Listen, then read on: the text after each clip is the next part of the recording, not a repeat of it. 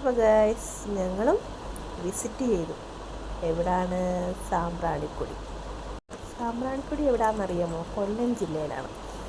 ആ സാമ്പ്രാണിക്കൊടി എന്ന് പറഞ്ഞ കാനനത്തുരുത്തുണ്ടായത് പണ്ട് ദേശീയജലപാതയ്ക്ക് വേണ്ടി ചെളിയും ഈ കല്ലും ഈ മണലും ഒക്കെ വാരിയിട്ടപ്പോൾ അതൊരു മണൽപ്പുറം പോലെ അതിൻ്റെ മുകളിൽ ഈ കണ്ടൽച്ചെടികളെല്ലാം വളർന്നു വന്നു.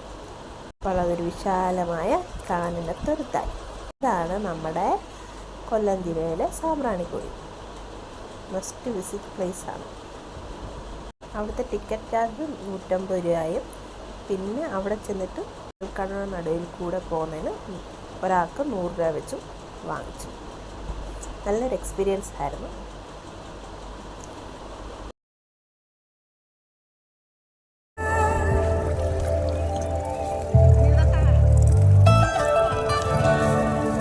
കൊടുക്കാതെ വീട്ടിൽ കൊണ്ട്